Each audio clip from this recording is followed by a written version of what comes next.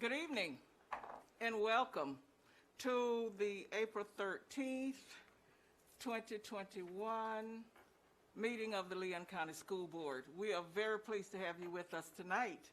This is a very full audience, and so again, thank you for being here. The opening item on the agenda calls for our student school board representative, Ms. Asha, to introduce the students who will be bringing us the Pledge of Allegiance and the thought for the day. Reading the Pledge of Allegiance, we have Ella Kate Willis from Killearn Lakes Elementary School. She's in 5th grade, and she's accompanied by Albert and Donna Willis and her assistant principal, Hank McGratha. Her school activities are Killearn chorus. Her honors are straight A's since kindergarten, and her interests are soccer, friends, and art. Please stand for the pledge. All right. I pledge allegiance to the flag of the United States of America and to the republic for which it stands, one nation, under God, indivisible, with liberty and justice for all.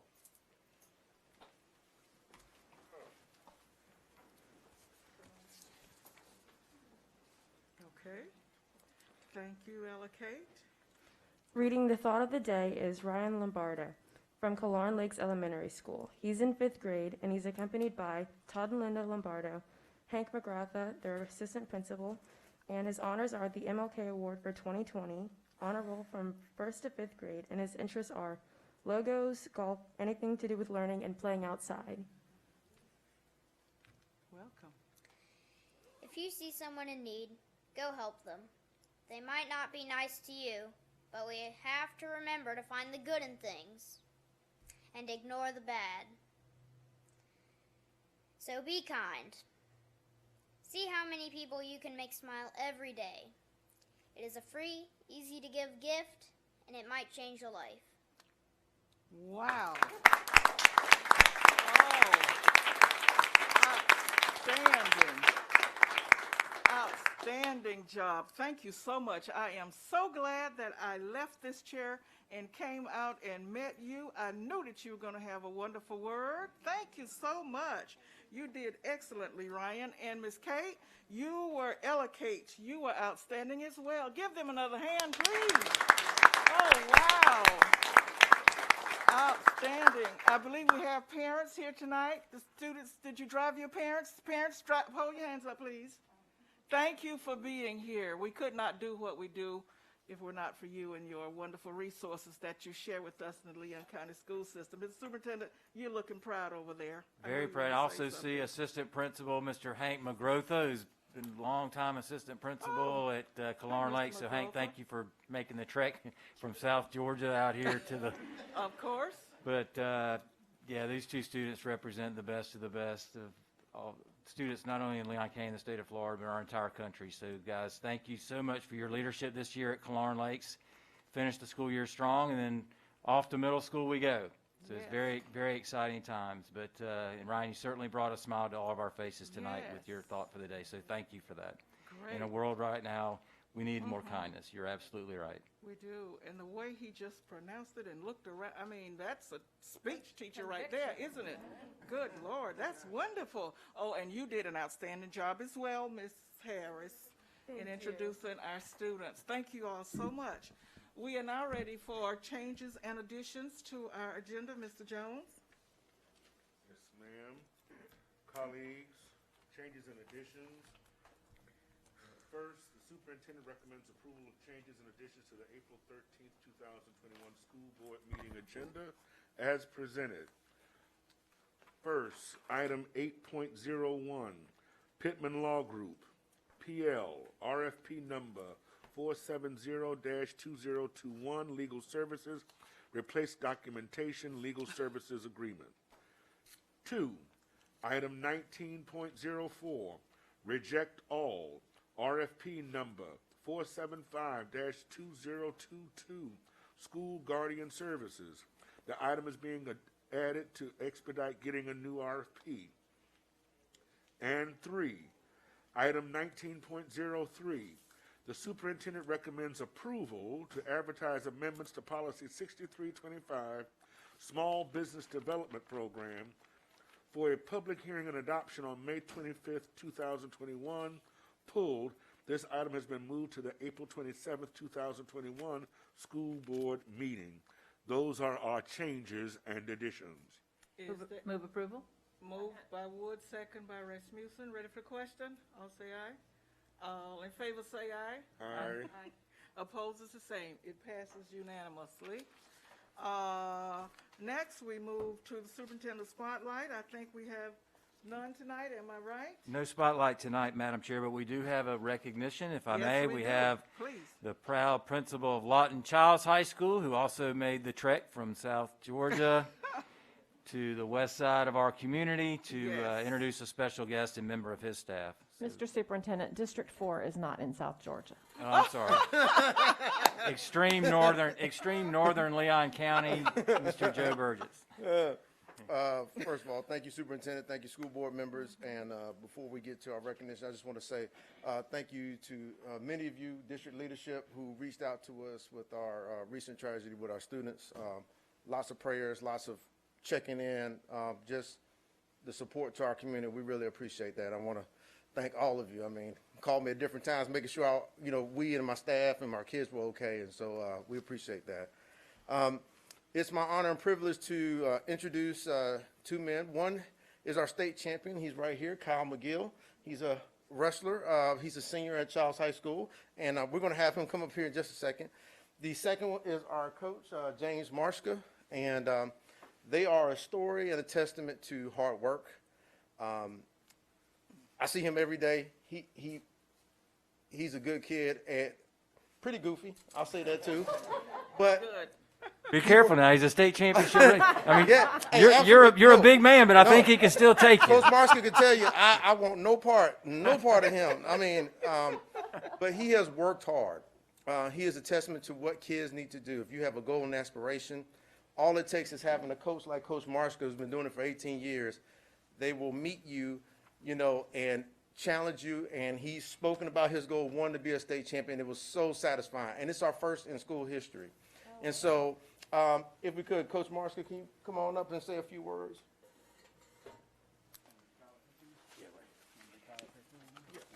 Come on, Kyle.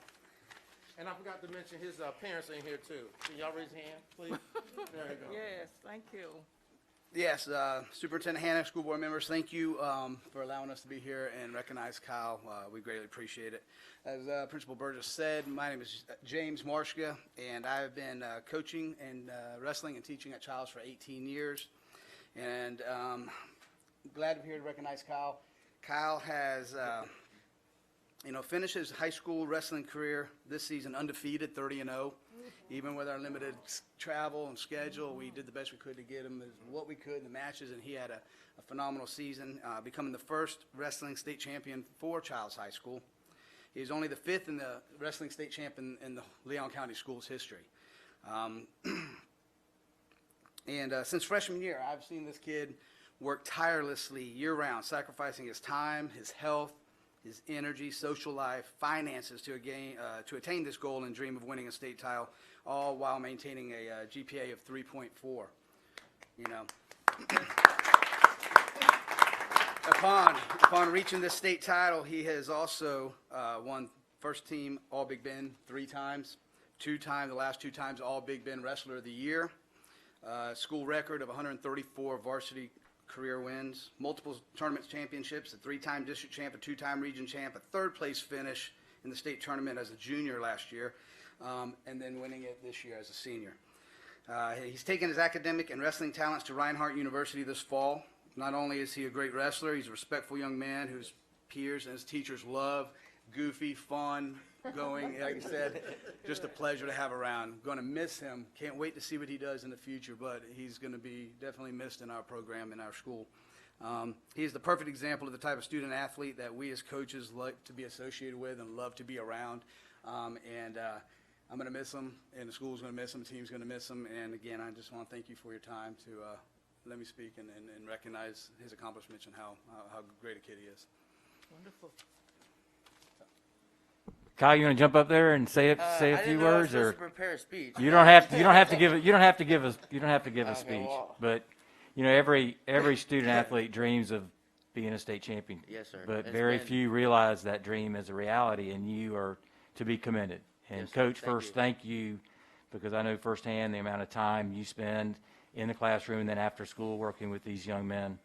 I do have a question, is what weight class were you in? I was 195.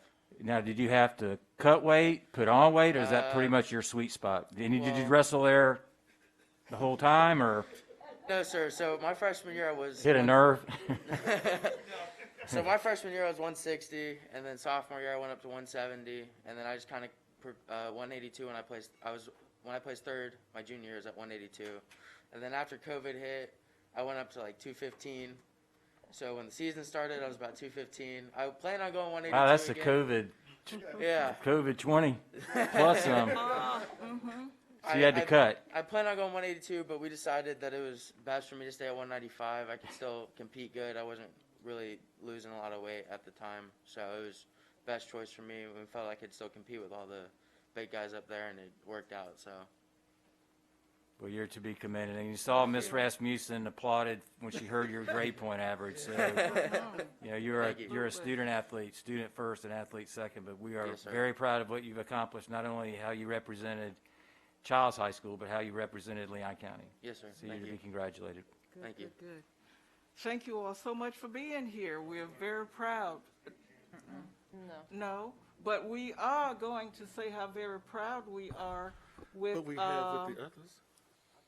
the accomplishments of Childs High School and the state champion and Principal Joe Burgess. So thank you all for being here, gentlemen. And I forgot to mention, Superintendent- he's normally not introduced as such, but if y'all know Kristen Marshka, that's her husband right there. So, Okay. yeah, I'm sorry. I just giving a shout out to our staff. I understand. That's very important. I think that, is that supposed to be a picture taken right now with the superintendent? We're going to step outside and take Okay, wonderful. Good. rock star in our finance department. That's, thank you. All right. Thank you all for being here. Travel safely. Thank you so much. All right, so Mr. Superintendent is stepping out. We're going to move on to the Global Youth Services of the Day and the Soul of the South Madam Side. Chair, Yes. before we get to that, persons to be heard, item number 5. We are moving right along. We have So- one speaker, Mr. Scott Mazer, if you come to the And we podium, do want to hear him. Thank you, Attorney. give us your name and address. You'll have 3 minutes. I always Thank you very much. Scott Mazer, 3319 Dartmoor Drive, Tallahassee, Florida, 32312. Speaking on behalf of Leon Classroom Teachers Association.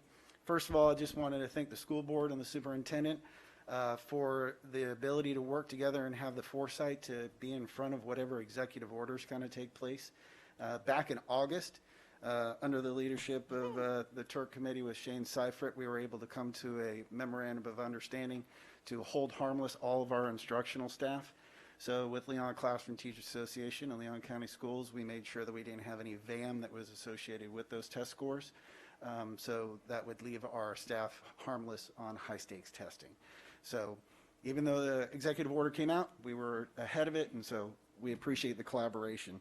And I guess the leadership of Shane for the committee, the administrators that serve on that, and our LCTA members who are part of the committee. So we're solution-based, and so we always don't agree, but we have good discussions.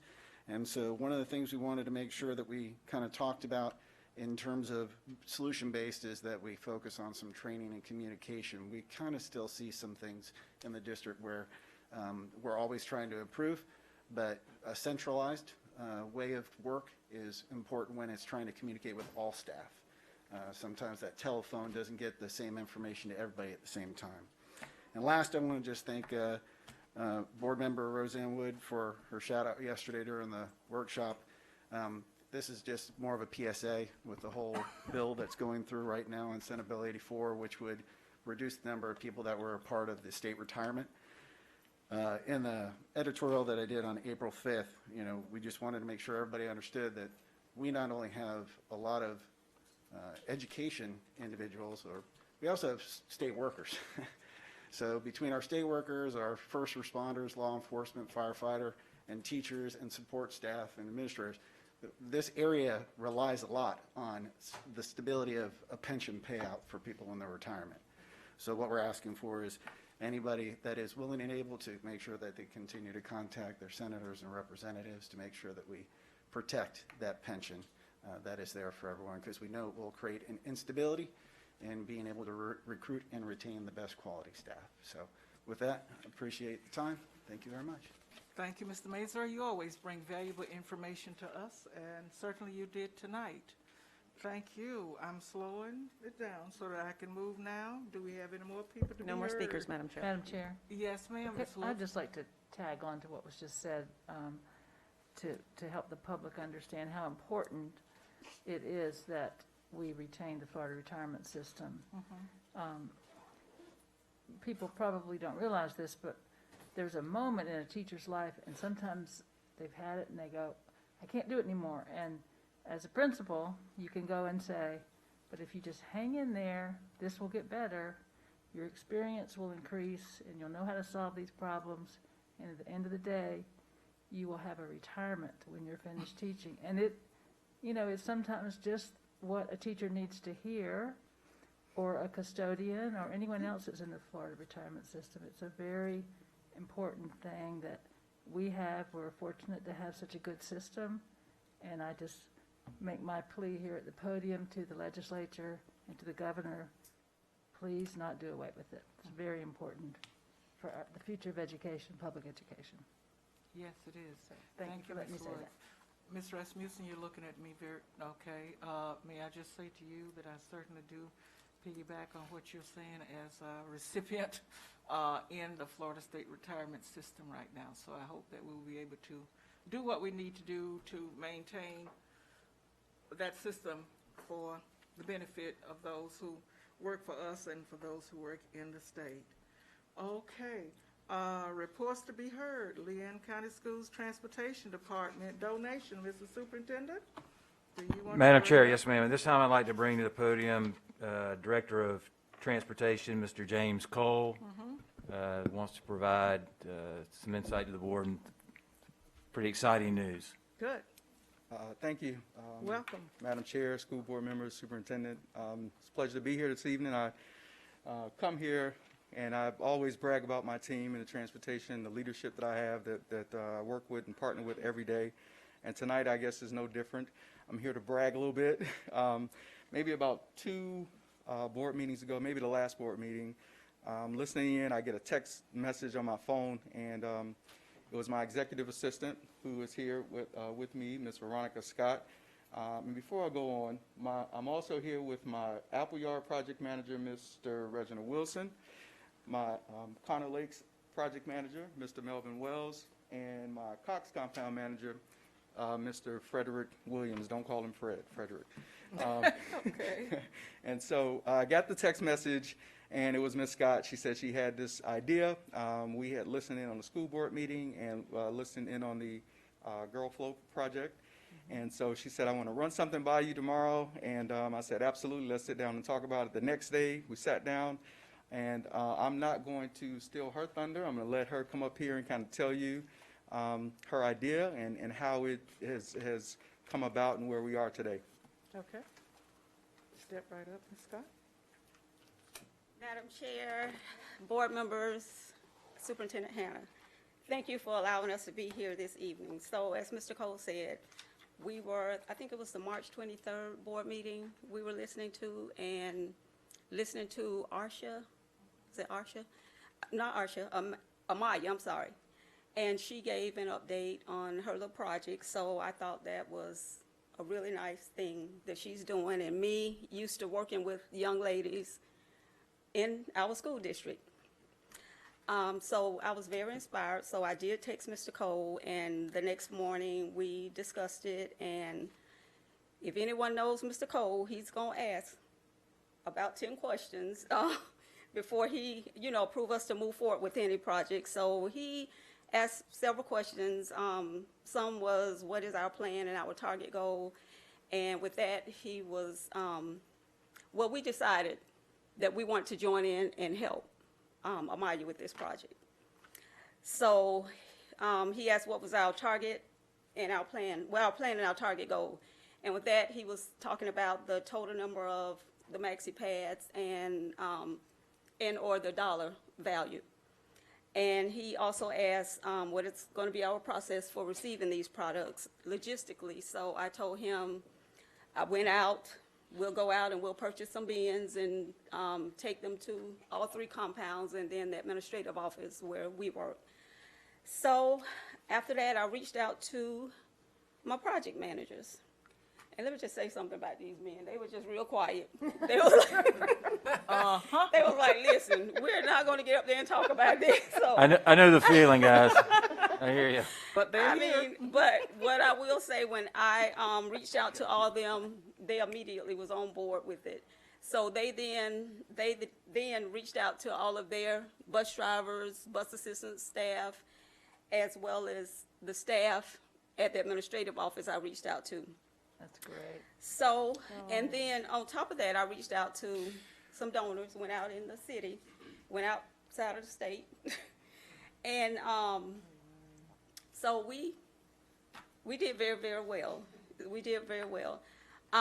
So as of today, I think when we had the video done, we did very well. But since then, we have almost doubled what we had. Wow. Yeah, so, so as of today, we have purchased with the packs and the, that's included in the packs and the cases, we have, and we're still getting donations, a total of 7,198 pads to be supplied, I guess, at the schools. And the estimated value on all of that is $1,641.99. So, yeah, that turned out really nice. So, we really want to help Amaya with this project. I thought it was near and dear to me. And then in speaking with members, other ladies, some gentlemen, they were really inspired too. They thought that would be a really nice project for us to do. So, not gonna be long. So we would like to thank a few of our internal partners and transportation team that collaborated to make this happen. So the first person, I ran her down, I called her, I texted her, I know I got on her nerve, but thank you, Dr. Gail. Thank you so much. We really appreciate you. Also, Eric Clark, he worked with us with donations that we received in and to deposit those in the foundation, and he would meet us at Sam's to purchase the supplies. Denver Lee, we're going to thank him. I want to thank my project managers, our project managers, and Mr. Cole for working with me on this. They really supported me. They stepped in. And also our bus drivers, bus assistants, the mechanics, and all of our transportation team. They were really excited and did a really good job. Now I want to do some special thanks to the donors that they were really good to us. So the first donor is my parents, Mr. and Mrs. Samuel and Evelyn McGee. My brother, Vernon McGee, he is the owner. He's in Atlanta. He is the owner of Van Tech Heating and Air Conditioning. He sent us a really nice donation. Mr. James and Dr. Kanisha Cole, they gave a really nice donation. We also have family members of one of our own project managers. He's not here, but Fred Johnson. His family, several of his family members gave donations. St. Paul Primitive Baptist Church, I think they're in Miccosukee. They gave a donation. They just started hearing about this, and donations came in. Mr. and Mrs. Emmanuel and Catherine Jefferson, Mr. and Mrs. Rashado, and Valerie Wickerson. That's my sister and brother-in-law in Atlanta. They send money. And then Ms. Vivian Pope. She is actually a school teacher at Cobb. Good friend of mine. She did. So with that being said, and the amount of supplies we got in, I'm pleased to say we were able to stuff a bus. Oh, wow. To stuff a bus. Wow, this is absolutely outstanding. I'm sorry, had you finished? Go ahead. Oh, no, I'm finished. I'm finished. Okay, I'm finished. That's right. I just am trying to say how very, very wonderful this is. When I looked at the agenda on yesterday, I saw Transportation Department donation. I expected a check I expected some money, okay? Or a bus. Or something like that. But to see how this project has taken the wings and how the community, both men and women, have embraced this, I am just surprised. I had no idea. I used to think that real men wore pink shirts. You know where I'm going with this, don't you? Real men now deal with the real deal, okay? So you men in the gold shirts, would you please stand up and let us just thank you? Come on. Thank you. Really appreciate your honesty. This is just so outstanding. I'm sorry. I'm just, Asha, I know that you're bubbling over as well as the other women who want to say something, but this is just wonderful. Thank you so very much. Veronica and I echo Yeah. that. So Veronica and I are high school classmates. I thought it was 1992, but she swears it was 82. I don't know.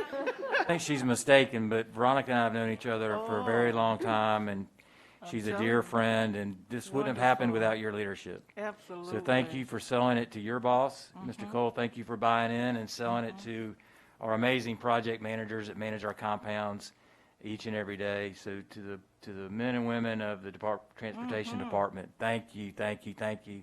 And I think, Amaya, you're out there, I believe, on this call if you want to jump in and say something to the folks at Transportation. They heard your call for help, and look here. Look what, look what you've accomplished. Yes, sir, I am. I just want to say a special thanks to Transportation. I am so in shock, and it means so much to me. I want to say just a special thanks to Transportation, period, even before the project, but along with it, these folk who drive these buses, who deliver these precious resources from the addresses that they come from every day, it is just so important. You all really serve as the receptionist and the secretary to all of us, to the superintendent, because those students see you and those bus drivers before they see anybody else. So I want you to know that I understand what it takes to be up at 4:30 in the morning trying to get where you need to get. And then there's a little Joy Bowen that gets on the bus that may not be feeling so well and so right, and you know those kinds of things. But you bring them to us, and you bring them to us safely. Let me say again, on behalf of this entire board, Mr. Cole, thank you. We appreciate the job that you're doing. It's just good to feel the positive synergy that is blowing from the Transportation Department right now. And I've been around here long enough to say that without a shadow of a doubt, okay? Thank Ms. you. Bowen, and and also in addition to that, if y'all remember this summer, we were all scared. Yeah. Because of the unknown. And a lot of our drivers and people in that department were in that high-risk group. But they had a job to do. And by God, y'all stepped up and did your job. Yes. You didn't whine. You didn't complain. You knew you had something to take care of our children, and you stepped up and did it. And I cannot tell you how proud I am. I mean that. So how about a round of applause for James Cole? All right. Okay. Mr. Superintendent, are you taking a picture with that group outside the door? Are we moving on? What's the plan right now? I'm just asking. Sure, I would like to take a picture, but in the meantime, we can go ahead and get Amaya back up. I believe is she next, or is Christique? No, I think Christique Henry is next. Yes. And right, and Brandy Knight are here. They're up next. Yes, they are. So if we can tune them in. There we go. Hello. And I will step out, take a picture, come right back. All right. Thank Hi, you. Hello. Christique could not make it, so I'm Brandy Knight, and I'm here with Karen Gillespie. Hey, Karen. Oh my gosh, that is. Hello, ladies. Thank you all so much. I didn't know that was you. Thank you all for having us tonight. So I'm wearing two hats tonight. First up, I am here on behalf of the Rotary Club of Tallahassee Southside to inform you all of our partnership with Leon County Schools to do a Global Youth Service Day activity on April 25th from 2:30 to 4:30. I believe you all have a flyer in your packets. And for this activity, we are focused on our youth, and we'll be talking with them about the COVID-19 impact on them educationally, emotionally, and economically, especially those in our disadvantaged neighborhoods in Leon County. We will have counselors on set on the Zoom with us. We're doing breakout rooms. Okay. Just an open opportunity for the youth to talk with us. And the intent is a grant that we received from Youth Service America, the Rotary Club did. And so at the end of that, we'll also be talking with youth kind of what action forward and how maybe can the Rotary help them with the information that they provide. So that is Global Youth Service Day. And now I'm going to take off that hat. All right. And I'll let Karen do the opener for the Soul of Southside Festival, and then I'll come back to talk about the youth aspect. Wonderful. Thank you, Brandy. I'm Karen Gillespie, and I want to talk about the Soul of Southside Festival. I'm a product of the South Side.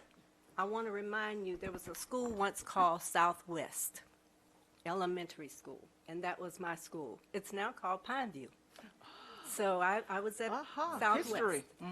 But I want to talk about the South Side celebrating history, cultivating equity, community ownership, the work, contributions, collective impact of South Side neighbors and the neighborhood is rooted in a strong sense of ownership of its culture, educational determination, and economic destiny. Tallahassee South Side has a legacy rooted in social activism, entrepreneurship, neighborhood history, that has survived decades of racism, disinvestment, redevelopment, growth, and urban renewal.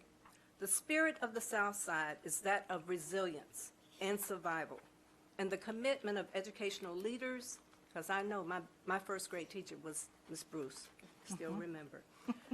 Educational leaders, business owners, and resident activists have kept the spirit alive. This Soul of South Side is a collection of love for a community that has been a source of hope, care, and love for many generations of students, teachers, movers, and shakers.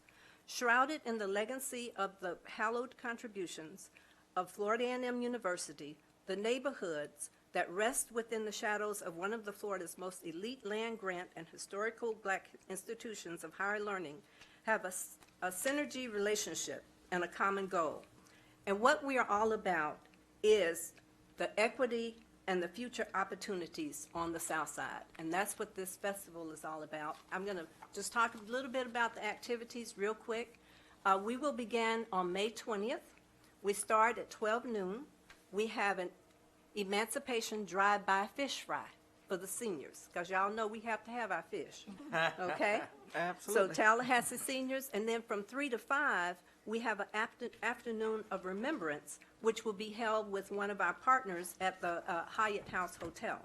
From 6 to 8, we'll have the Soul of Southside Festival kickoff ceremony at Lake Anita Plaza on FAMU Way. On Friday, from 11 to 4, this is where Brandy comes in, Youth Entrepreneur Expo and Pitch Competition at Lake Anita. And then from 5 to 10, that's when we start the Sound Down Music Showcase. Now, there's some artists coming in town. I don't know who they are, but everybody tell me the Rage, the Hamiltons, and all kinds of artists that are coming. And we have local artists, too, performing. And then on Saturday, we began at 7:30 a.m. from 10 a.m. with a Sunrise Community Brunch. And that's when we'll have gospel choirs and the community coming out in the morning. And then from 10:30 to 6 p.m., all day, we have local music and artistic experiences. And then from 6 to 10, that night, we have the Southside Honors. So that's our festival, and we hope that the community will join us. We do know we have some limits because of COVID, but we will be live streaming as well. And so, but this festival will be from Thursday through Sunday. So we hope to see you. Madam Chair, Yes, Mr. Jones. I'm delighted by what I've heard thus far. I'm also proud to also say that I am a member of the Southside Rotary. All right. You will also recall that it was the Southside Rotary just a couple of years ago, prior to COVID, that had a 5K that raised money for our Title I schools. And so this is no ordinary group of men and women, but they are genuinely committed to the uplift, most particularly of our families, but of our children also most especially. And so I'm grateful for everything that you've told us thus far, and I'm excited about what else you'll share with us. And speaking of our youth, as part of the festival, we will have a Youth Entrepreneurship Expo and Pitch Competition. That will be, because of COVID, we will have space for up to 30 youth. and I've been working with Dr. Gale. So I welcome the support of Leon County Schools in this as well, and getting the word out to the youth. We will have cash prizes. First place will be $2,000 for the youth to reinvest in their business. Okay. Second place is $1,000, and third place is $500. And I'll also state for the first place winner, they will also get a year of mentorship with a local business owner. That's great. Would you just speak a little bit about exactly what you mean when you say a pitch competition for that kind of dollar? So they get to pitch their businesses. So they get to expo their businesses from 12 to 2. Right. And then from 2 to 3, Mhm. those who sign up to pitch have 5 to 7 minutes to pitch their business. Okay. And there will be judges, and those Okay. judges will rank all of those youth that pitch. And then based on that, first, second, third, that will be the cash prizes that will be given out. That's great. That's great. And so I believe information will be going out, if it hasn't already, from Dr. Gale. And again, I just want to thank Leon County Schools for their support in helping us get the information out to our youth. I will also add, at the request of Dr. Gale, the youth that sign up for the Entrepreneurship Expo and Pitch Competition will also have to submit a form of good academic standing. That's important. And so with their registration, they are able to upload that. It would have to be signed by either principal, assistant principal, or guidance counselor. Okay. Let me just ask you for the date of the gospel explosion. Well, you know I need that. I mean, Yes, that's Saturday morning, starting at 7:30, 7 to 10:30. And Probably run longer, but. That would be May 22nd. May 22nd. and it's going to be held where? That I didn't. At Lake Anita. Lake Anita. Everything will be held at Lake Anita on FAMU Way. Okay. Oh, okay.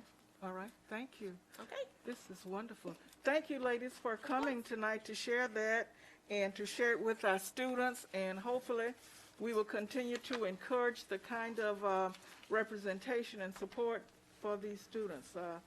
Again, we could not do what we do without the wonderful members of this community who bring these opportunities to our students. And thanks, Dr. Gale, for going out and being that conduit to make some things happen. Thank you. Thank you so much. They even have Edwina's picture on here, Mr. Jones. I mean, you know how important that is to some of us. Okay, to all of us. All right, moving right along.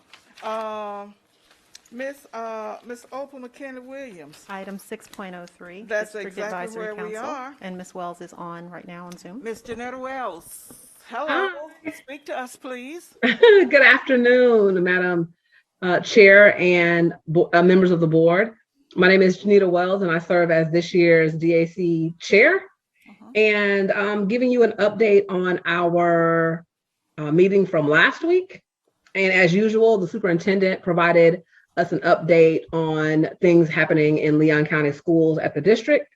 He provided an update on graduation plans, information about the legislature, as well as digital academy, school-based digital academy, and virtual school, as well as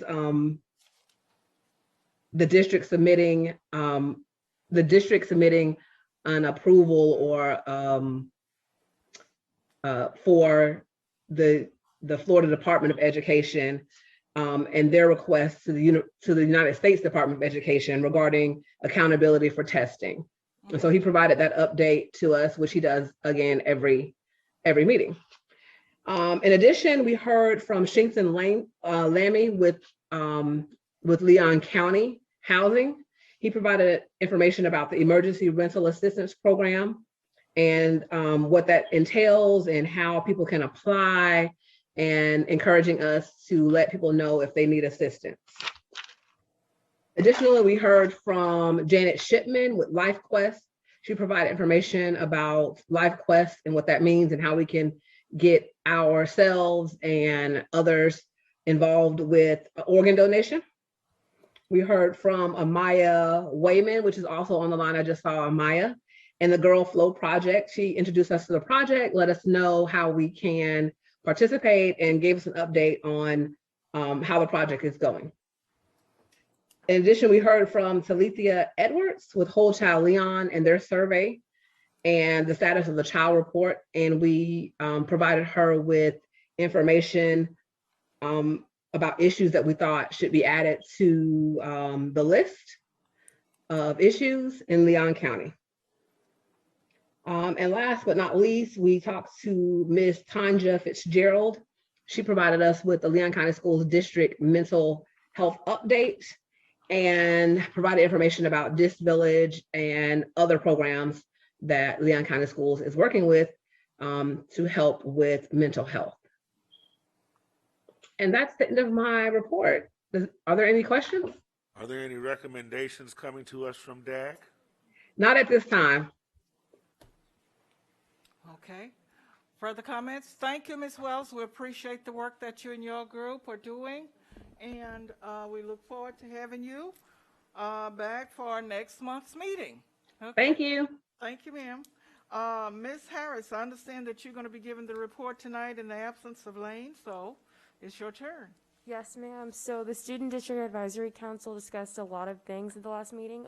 We spoke with Mr. Justin Williamson regarding the concerns with the Chromebooks, and he thoroughly answered all of our questions and carefully listed out our requests to take those back to the county and, help us out with the Chromebooks. We also spoke to Ms. Janet Shipman, where she shared organ and tissue donation updates. The information regarding becoming an organ donor was shared with the District Advisory Council and the Leon County Schools to inform some of our peers. Dr. Gale shared updated information about the Grow Flow project, including speaking with vendors about dispensers and gathering school administrator input. The survey is forthcoming. And we also discussed how schools are reacting to the end of the year in terms for activities for seniors. We're all very excited and very thankful to be graduating, walking across the stage when we're graduating. So thank you guys for that, and that's about it. Well, thank you. Thank you. Good job. You have to let Lane know that he had to work, but you carried the ball. Thank you, ma'am. Further comments or questions? Are there any recommendations coming from the student committee? With the addition of, besides the...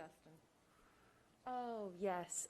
Just concerns with websites being blocked on Chromebooks, but that's about it. We did talk about that with Mr. Williamson to see if we could get anything done about those. And it's our understanding that we are using them next year, and we look forward to that. And the students will also agree with the concept, the graduation concept? Yes, sir. All right. Thank you. Okay, very good. And now we're ready for Pillar 5. Mr. Superintendent, I think you're on. Thank you, Ms. Harris. Madam Chair, if I may, first, Arsha, again, thank you for your leadership. And we've had long discussions with our principals about new filtering of websites and what students have access to, what they don't have access to. We've also implemented a program called Go Guardian, where teachers in real time can monitor what sites kids are on, both in the classroom and at home and through their digital academies, which has helped in many ways of us making sure that kids were staying on task, not unlike you would do if a kid had a textbook out but passed a note in class, or it's just technology. So again, thank you to Justin Williamson for going out and listening to the concerns of our students as we, all this is new to us, so these Chromebooks and devices, and we're working through the kinks throughout the course of the year. But the good news is these devices are here and will be with our students for here ever after. And so we're really excited. The virus and this pandemic will end, but yet all of the steps that we've taken in the area of technology will be left behind, which is very exciting for each and every one of us. So Pillar 5 of our strategic plan, 2016-2021 strategic plan, I was going to present on for just a few minutes at the last meeting, but we decided with so many other reports that evening that we would push it to tonight. And it is one that I speak of very often, and it's something near and dear to my heart, and I know to every member of the board, which is fiscal stewardship and transparency.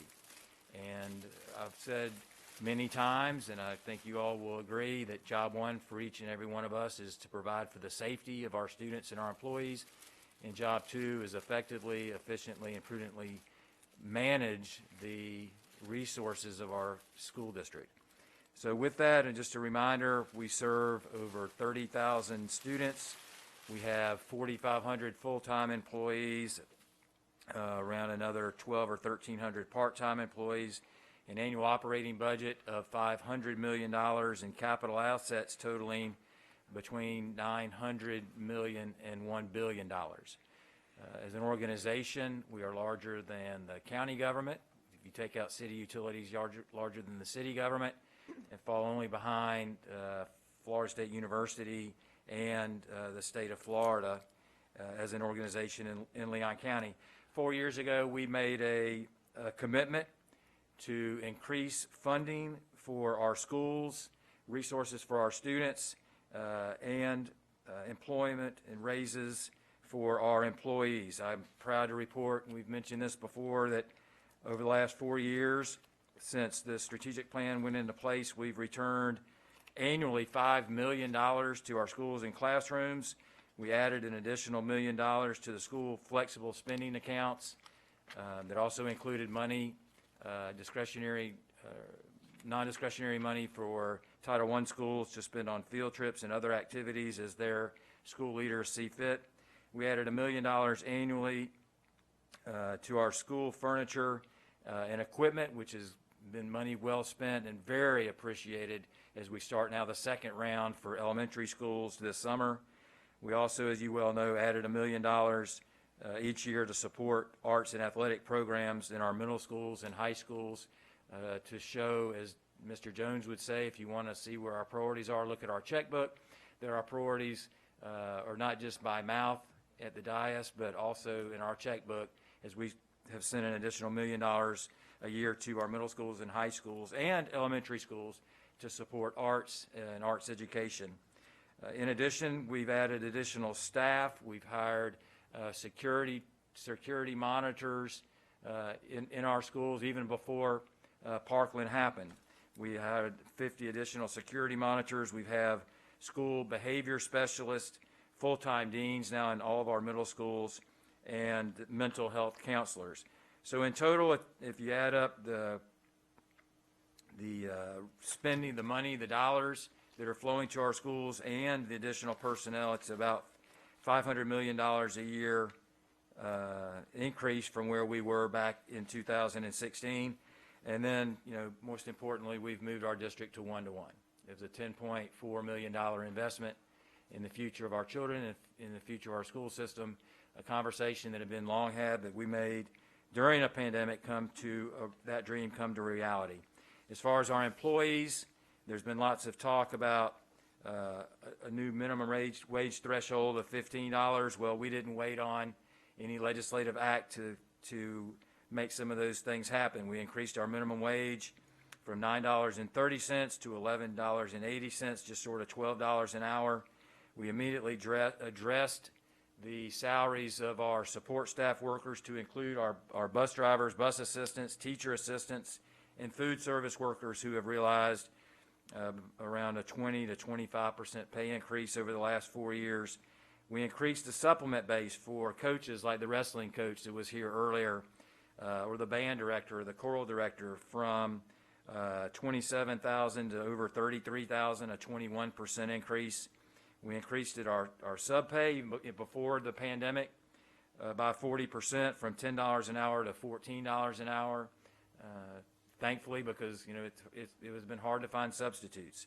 And then our beginning teacher salaries, we've moved from $36,000 in 2016 to now over $43,000. And so I'm proud of the work we've done on that end of doing what we said we were going to do, returning resources, financial resources to our schools, to our students, and to our employees. Some of the other highlights, we set up websites. If you go to our district website, you'll see a link called Fiscal Transparency. So by school, it will show 3 years of expenditure and staffing trends, the number of administrators per pupil, the number of instructors per pupil, and the spending at each school. We implemented, once Ms. Banks came on board, working with Ms. Coughlin, implemented cash management changes that increased our interest earnings that pre-COVID were around $160,000 a year to just before COVID around $1.5 million a year in interest earned. And that money goes directly back to our schools and our classrooms. We implemented recently an electronic vendor payment process that has also resulted in savings in time, in labor, in postage, and paper check utilization. We continue to evaluate our current processes and procedures to decrease audit criticism. We've moved our P-card reconciliation online to eliminate deficit spending and improve accuracy. We mentioned several months ago that we have maintained, even through challenging financial times, a AA bond rating from Fitch Ratings through the pandemic, while many other districts in the state of Florida ratings were decreased. Fitch specifically, Mr. Jones, you may applaud. Thank you, Mr. Jones. Fitch specifically referenced Leon County schools increased in financial resiliency and gradual increase of general fund unrestricted balance since it was last evaluated in 2016. In addition, we strengthened our emergency reserve by $2 million, an increase of over 60%. To date, back in July of 2016, our capital debt was just over $225 million, and as of June 30th of 2020, we've reduced that number down to just over $154 million, and have Leon County Schools on track to be 100% debt-free by 2028. And then, most recently, received a second clean audit annual financial reports from the Auditor General's office. So for 2 concurrent cycles, every 3 years they come visit it. And for the last 2 visits, or the last 6 years, we have received a clean audit from the Auditor General. So there you go. Some of the other highlights, as you know, that we set aside significant funds, around $10 million, some of that coming from the governor, some of that coming from dollars that we had saved in that commitment to push back to our employees and raise teacher salaries by $10 million. We added additional bus aids this year to our bus routes to help with sanitizing our buses and keeping our drivers and our students safe during COVID. We also allocated $25 per FTE to each school to purchase PPE during the course of this year. We strengthened our reserve by $6 million in addition to the $5 million emergency reserve we had in place. None of us, when this pandemic happened, we knew financially that we would be impacted. I don't think I ever, and I don't know how you all felt, ever expected the federal government to come to the aid of states and our citizens and our local municipalities to the level that they have come to the aid of not only us here in Leon County, but throughout the state of Florida and throughout the country. And while we show great hope for the second round of elementary and secondary emergency relief fund, we are simply asking for sovereignty with the Leon County School District, not just as the legislature and the governor asked for sovereignty from the federal government from restrictions and regulations being placed on those dollars. Notwithstanding the money coming from the federal government, we were positioned to withstand this pandemic, but it was only because of the hard work we've done over the last number of years to put us in a place financially in case something like this happened. And I'm proud to be a part of this. I've said many times I'm proud to work with the 5 of you. I think we've done amazing work. Our job is not yet finished. There is still much more to be done and much more that will be done. But again, we are cautiously optimistic and hopeful that those dollars sent from the federal government we can use to pay off our Chromebooks, to pay off that $10.4 million investment of our Chromebook, and do exactly and have the latitude to use those funds exactly as the federal government had intended and not get held up in the legislature. So I'm pleading with the legislature to push those resources down to the governor and to the commissioner as they did with the first round of elementary and secondary school money. And then we haven't even talked about the third round. So we could potentially be in a position, not to have mass layoffs of people. We know we are down, as Ms. Banks mentioned. We are down, it was 1,800 as projected, now we're looking at around 1,200 students. But, you know, at a minimum, $8 to $10 million that we will be looking to try to make up in the fall. But with those ESSER funds, it would certainly help us not have to dip into all of those reserves that we've built over the last several years. So with that, if there's any questions about this pillar, I can take questions now, and if not, I can move into the last report for tonight, the strong finish report for the last quarter of the school year. Ms. Rasmussen has a Just question. very, very briefly, I actually wrote that pillar a number of years ago, and I couldn't be more proud of how far we've come. And I appreciate you continuing that under your leadership and with the assistant superintendents and others on your team who have continued to prioritize this. So I'm grateful for that. Just really quickly, I know there are a lot of uncertainties with regard to the ESSER funds and where we might land through the legislative appropriations process. Would you, and I'm sure that our CFO, knowing her as I do, I'm sure she's already well down the road on analyzing where we might be, but I'm thinking about the minimum wage requirements as they go up to, is it $10 this year already and then the next year? So an analysis of how many employees that might impact. I know we've worked hard to get everybody way above that minimum threshold anyway, but I'm sure, I'm assuming we probably still have a good number of those folks. So the next time she is here to give us an update, if you could ask her to incorporate that into her presentation, I'd appreciate it. And she's listening right now. I'm sure. So, yeah, she is. Okay, that's excellent to start that. But I can honestly see Ms. Rasmussen partnering with Merrill to write that pillar. And again, aside from us keeping all of our children safe, this is, to me, is the second most important thing we do. Absolutely. So with that, I'll turn to our finished strong. Yes, I'm sorry, Mr. Jones. Question, Mr. Jones? Go ahead. No, it's you on, Mr. Jones. Well, I am very, very delighted. First of all, this is our final presentation, correct? Yes, sir. I want to thank you, Mr. Superintendent, for indulging me and my colleagues in this brand new effort as we talked about creating, or this new tradition of a state of the district presentation, which you have done an exhaustive and comprehensive presentation.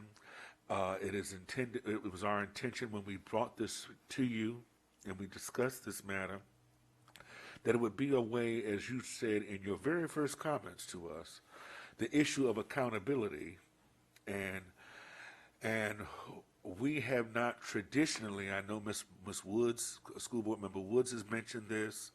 I know I have mentioned this. And I would hope, and I don't know if we need to do this by a motion so that we guarantee its occurrence, but we talk about the comparative documents that are provided by the other jurisdictions and other major stakeholders in our community. The information that has been presented to us tonight has been awesome. It's information of which we could be very, very proud.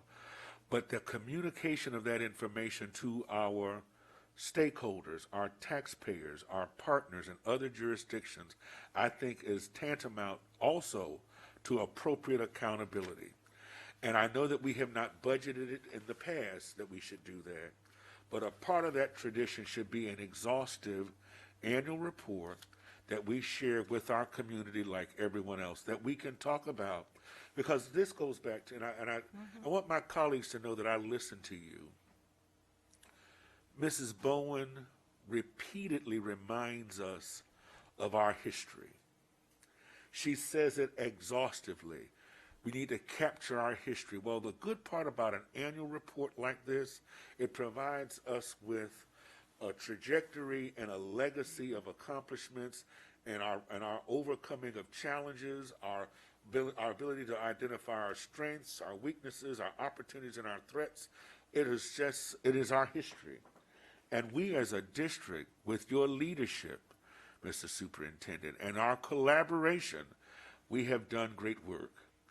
And beyond what we have presented tonight in this conversation, it needs to be captured. Our community deserves to see it and hear it, because, Mr. Superintendent, I am most proud of what we have been able to do.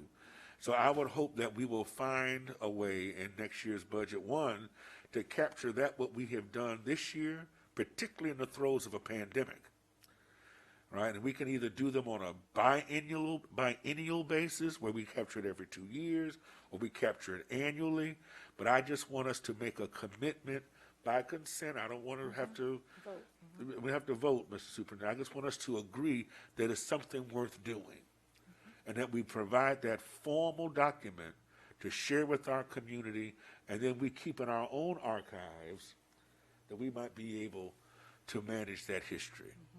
And to refer to And again, Mr. Superintendent, congratulations on a job well done. Well, I appreciate those remarks, Mr. Jones, and as reluctant as I have been to spend significant resources, because I've been, but I do think it's important to, one, capture the historical value of what we've done, and then two, because otherwise the general public would have no idea, so unless they were tuning in tonight, which the vast majority of our citizens and the people we represent and the people we're accountable to are not. And so to that point, I will have that conversation. We will begin having those conversations and develop a document that we can share with our community and hold in our archives. Okay, thank you. Ms. Wood? I just want to add some reinforcement to that. I think I've said this before, but I'm going to say it again. Most big organizations have a department, at least a person, who's in charge of evaluation and accountability. And we used to have a complete department with 5, 6 people that did just that. They looked at our data, not only part of it was our school accountability data, but it was all kinds of things. What are our attendance rates and all those things that are important for us to know. So that's that academic piece, and now we're talking about some of our other pillars and accomplishments. And I just feel like we shouldn't give that the short shrift. It shouldn't be another assignment to one of our overburdened assistant superintendents to say, pull this together too.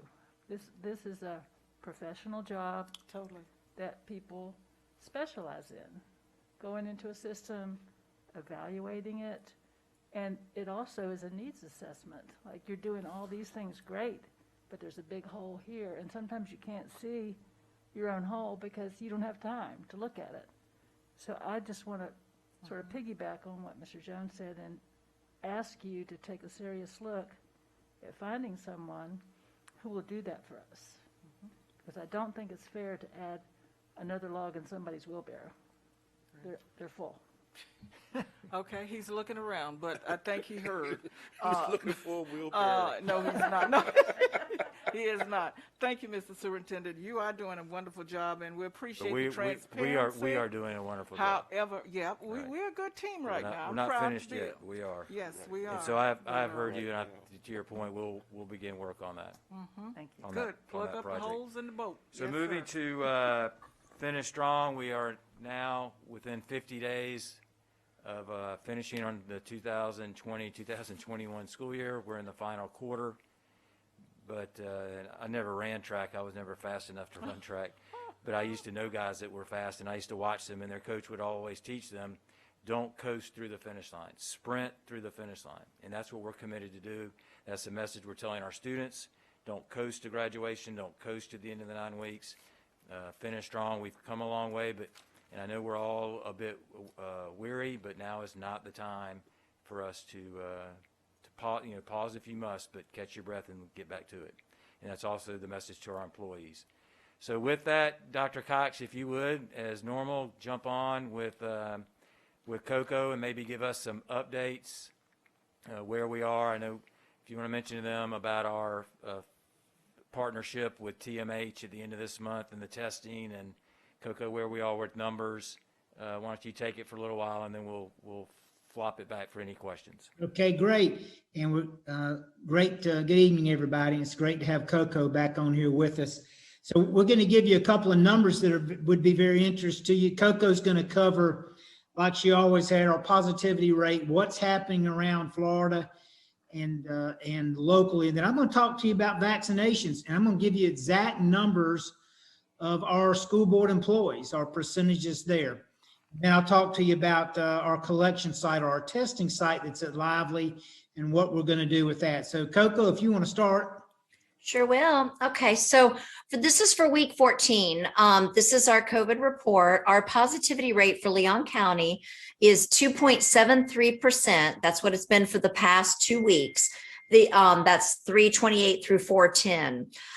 We did increase from week 13 to week 14. We were 2.35 up to 3.17, but they look at the average for the 2 weeks. They're looking at that time frame. So that's the 2.73. Our numbers, our case numbers, we continue to have the largest numbers, and this has been kind of what we've been seeing in the 20 to 24-year-old age range. That is 25.2% of our cases in this last week have been in that age group, followed by 25 to 34-year-olds with 15.7%, and then jumping to 45 to 54-year-olds at 12%. So those are the top three ages categories there. We are still getting really quick turnaround times with testing. Right now, for it getting to the PCR to get your results back are 1.5 days. So it should be pretty quick turnaround as well for the PCR test. So that's where we are right now. Great. Thank you, Coco. We'll jump in on some of this stuff here. So let's talk about vaccinations. And so there's two sets of numbers. The first set of numbers, Leon County, not the school system, Leon County as a whole. So age 15 to 24, which is one of our fastest growing groups of infection at one time, we have 10% have been vaccinated. 25 to 34, about 23% of 25 to 34. 35 to 44 age group, 34%. And 45 to 54, 45%. And then 55 to age 64, 59%. 65 plus leads it by far with 81%. Now that's an overall in Leon County eligible for vaccinations of 32%. That's an important number, that 32% overall, because let's talk about our employees, okay?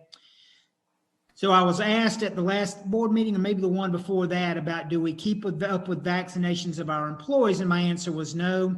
I don't really have access to that. Well, somebody with Capital Health Plan caught wind of that and called me. And I totally forgot about Florida Shots. Florida Shots is a record-keeping database where we keep all the immunizations of our students. And my department is involved with Florida Shots all the time. When I have to call a school and say, hey, you've got this many students that need to complete their immunizations, those kind of things. So somehow Florida Shots and Capital Health Plan, they merged their data somehow that they know when a school board employee gets a shot, a vaccination, even if the school board employee doesn't put down any health insurance. It goes through Florida Shots, it's mandatory reporting, and so we're 53.9% vaccinated with school board employees. So that's, it's 20 points higher than we are than the general public in Leon County.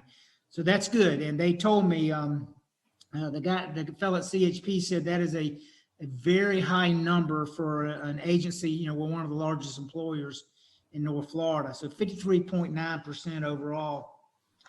Now, as y'all know, we have the Lively Testing Center that we've been in partnership with the hospital, TMH, all year. And it has worked great. It's been a great partnership. And we've tested hundreds and hundreds of people. But we have just about dried up. We go days without cases now, which is a good thing. That's how we wanted to be. And whereas we were doing 25 and 30 a day. So we are going to close that testing site down at the end of April. They have staff that's sitting over there really not doing much.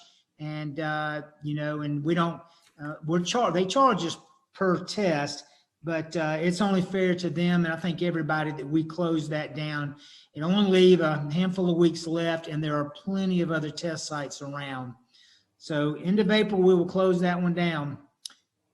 Coco, do you have anything else to add on the vaccinations or any numbers or anything? Or no, unless anyone had any other further questions. Rocky, that's my report. All right. Do y'all have any questions for Dr. Cox or Coco? There's there were some changes when Biden came in and said he wanted to open up all the schools, and we kind of chuckled that the CDC has moved to 3 feet. We, and Board Member Strickland, what does this mean for us? Nothing. We are still doing everything we had in place and in play back when we started school on August 31st, and we don't anticipate changing a thing. The only thing we have allowed for is our athletic teams that compete with the FHSAA. We had in a bubble during the fall that we've allowed them now to travel out of county to play baseball games and softball games against schools outside of the county, because within the county they could only play a handful of schools. But that's really the only thing that we've changed. Alan, can you think of anything else? Yes, I just about forgot. Special Olympics, we've allowed, they're back active. Melba Jacobs coordinates that for the district. And so they're in the mix too. They can travel from school to school because we control those environments, and those are cohorted groups. So Special Olympics is back active as well. Wonderful. Right, but we still aren't allowing for field trips, no overnight trips, no activities like that. And that's our plan moving into the early summer, but we'll reevaluate once we cross the finish line on June the 10th as to where we are and making plans for the summer, and then thinking about the fall, which will come very quickly after June the 10th.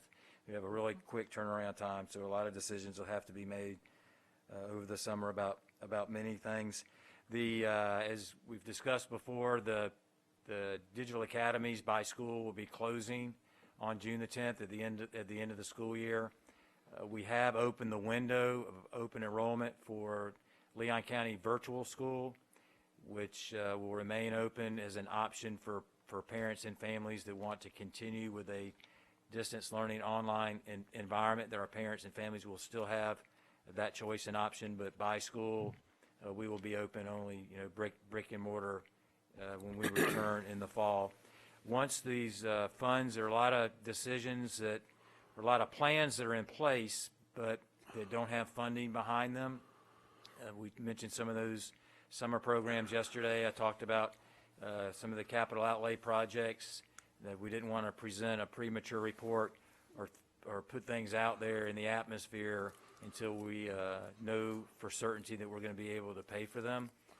So a lot of the plans we have for academic enrichment and to help catch the kids up that have fallen victim to academic regression over the summer and the fall.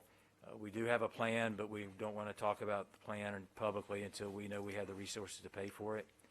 And we all had good news. We talked briefly yesterday at our agenda review about the executive order that came down from the commissioner in regards to standardized testing, that there has been some flexibility. They did hear us, and that's good news, and we were very appreciative of the department and the commissioner and the governor for again making exceptions for students who will not be taking state assessments. The only really difference this year, we had no state assessments. This year we have those state assessments, but then it is the parent and the child showing up to their school to be tested. It will be waived for seniors this year for graduation. Those requirements, if a senior has not met the 10th grade ELA requirement or the Algebra 1 EOC requirement, those will be waived on a student-by-student basis or a case-by-case basis, as will the 30% calculation of other EOCs into a student's grade will be waived on a case-by-case basis, and mandatory retentions. All of our Summer Reading Academy is still on track to go. The students have already been identified in elementary school that really have experienced the most regression over the course of the last year, and we are committed financially, with or without ESSER dollars, to ensure that we have the Summer Reading Academy for those elementary third grade students, transitioning then to fourth grade. But we are very encouraged. The board will be making some decisions in the months to come about testing and the issuance of grades and what the ramifications are and aren't. But the good news is they've heard us, and we're very appreciative.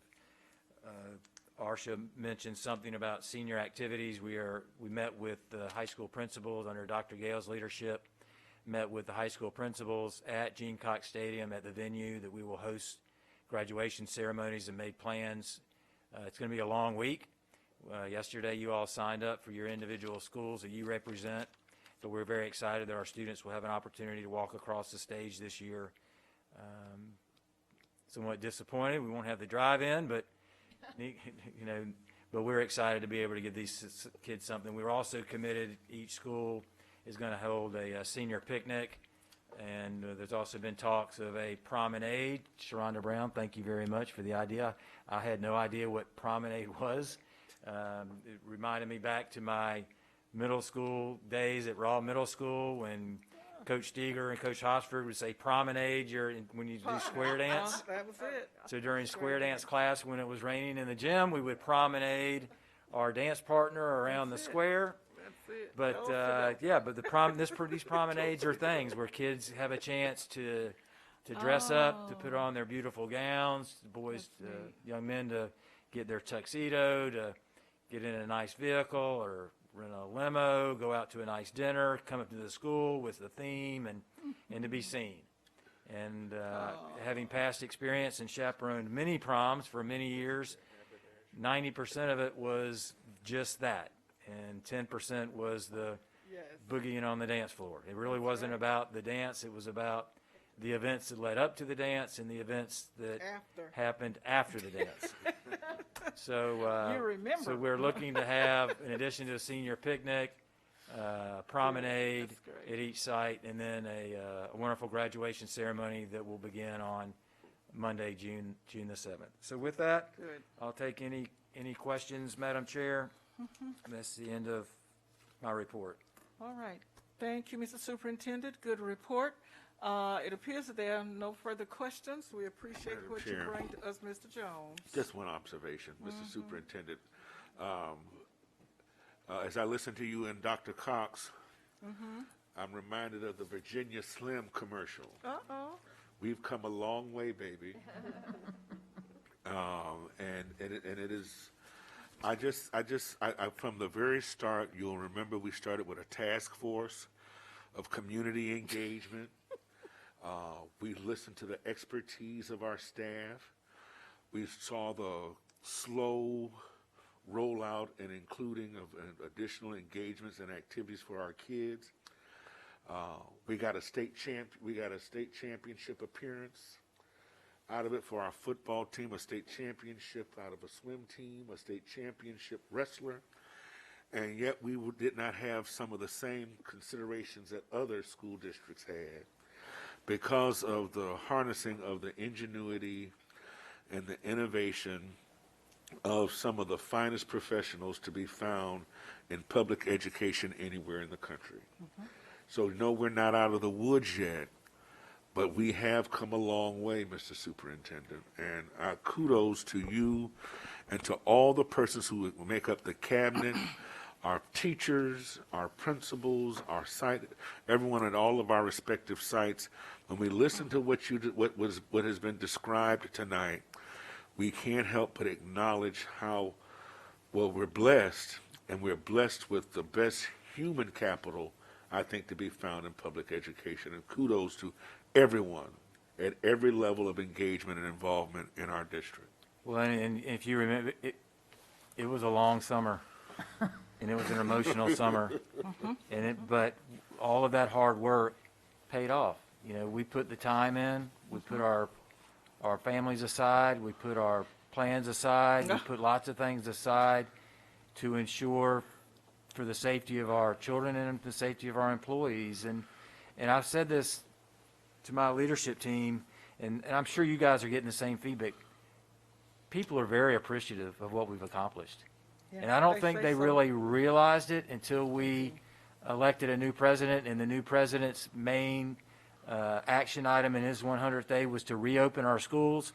I don't think parents realize that how many schools have been closed now for well over a year. Absolutely. And for us to have given them the choices and the options, it's nothing short of remarkable. What we've accomplished is as kids would say, it's epic. I mean, and there are many reasons for us to celebrate, but we also know that a number of our children, even though we've presented them academic options, have not thrived in this environment. And we have to work very hard this summer and in the fall to ensure those children that have fallen behind academically are brought back up to speed. Yes, sir. I do agree. May I also add, Madam Chair? Yes, Mr. Jones. As we continue in this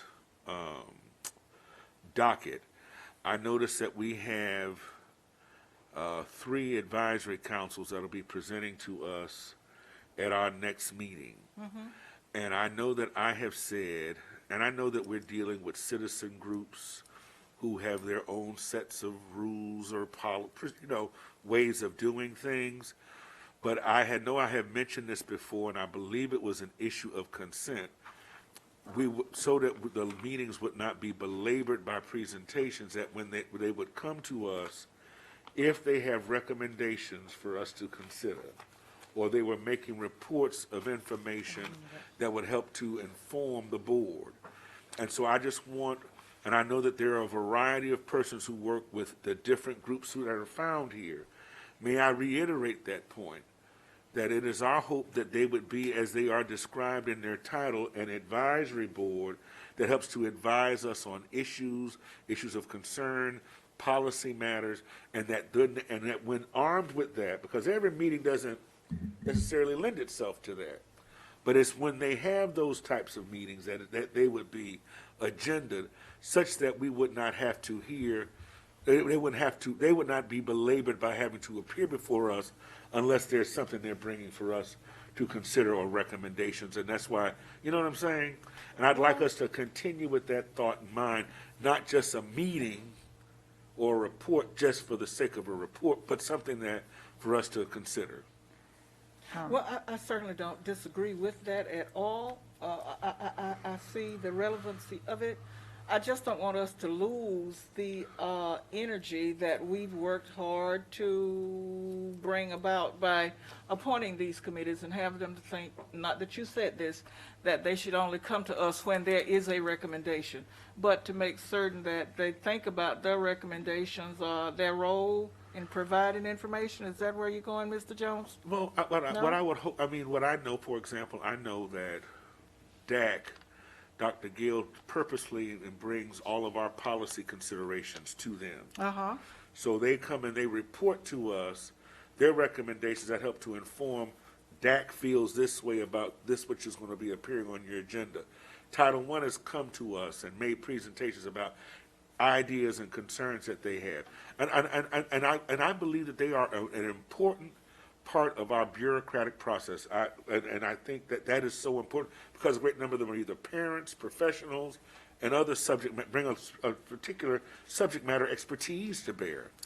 I just want, as the staff guides their efforts, that they would take that into consideration as well, that they would be, the conversations that they're having are substantive such that they bring back recommendations to us, that they are involved in that type of dialogue and that type of inquiry and curiosity that will ultimately inform our work and inform our work as policymakers and electeds. Okay, I follow that. You want to have the committees managed so that happens. Ms. Woods? I would add to that, I really believe that quarterly reports would be more effective because, you know, they could save up and have more time to come up with recommendations. I think it's kind of a burden for them to have to come every other board meeting, and sometimes it's just a report of what they met about, which, you know, they already know what they met about, and we can read their minutes for that. So I'm sort of following on what Mr. Jones is saying,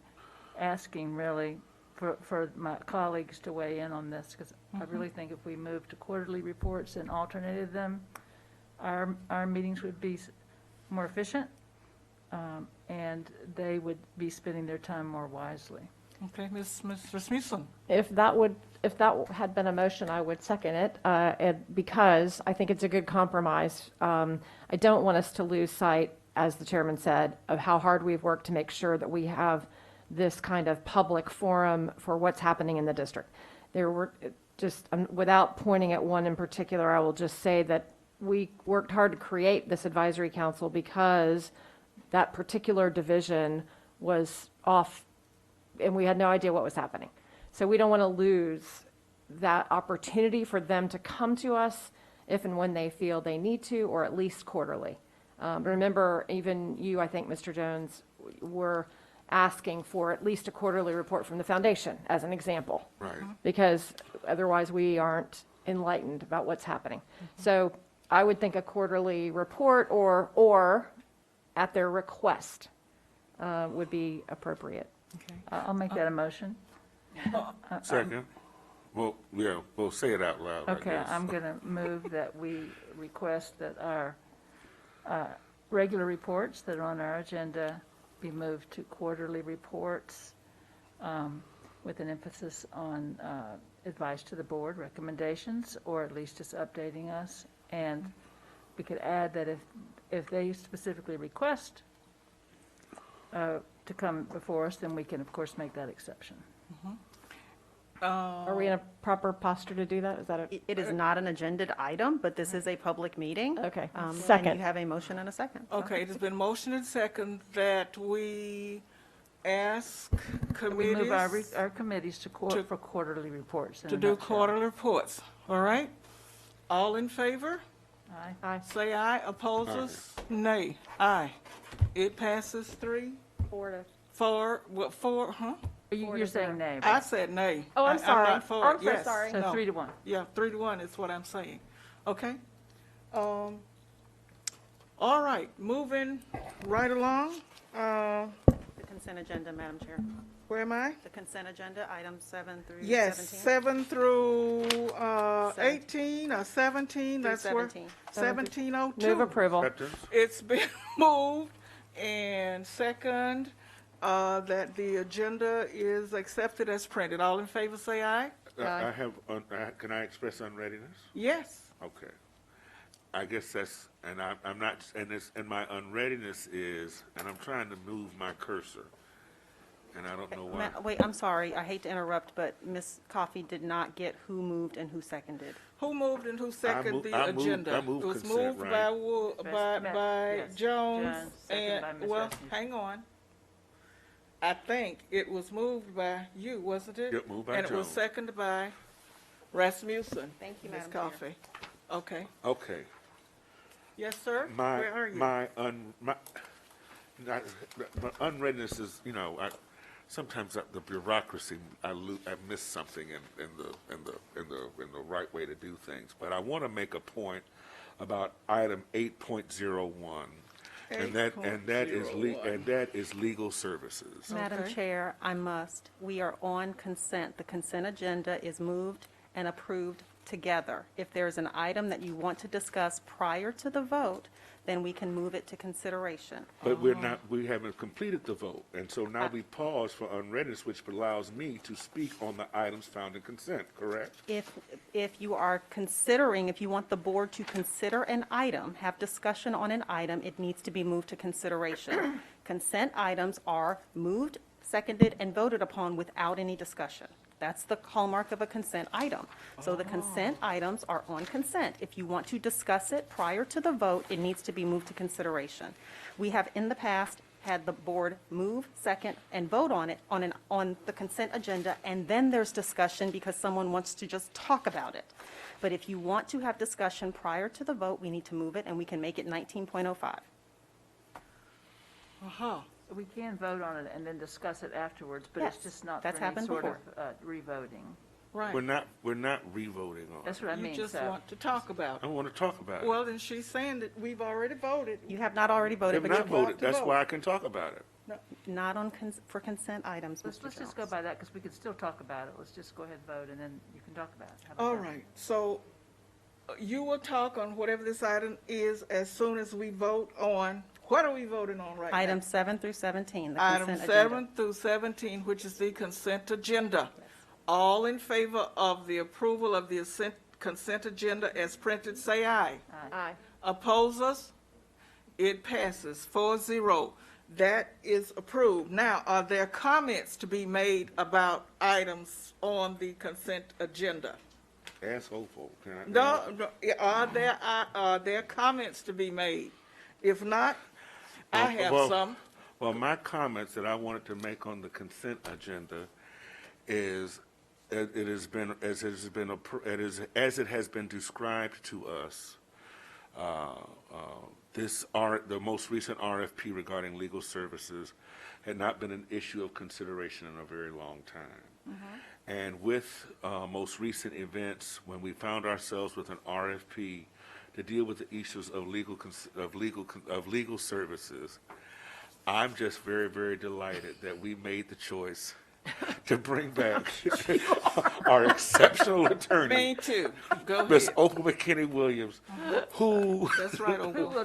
by virtue of her That's right. institutional knowledge, That's it. her legal expertise, Say it. this district will continue to be well served by her, and I will continue to keep my foot in my mouth, Yes, and you will will. continue to be disobedient, I am sure. We know. But she has the temerity, Yes, the intellect, that means the and goal.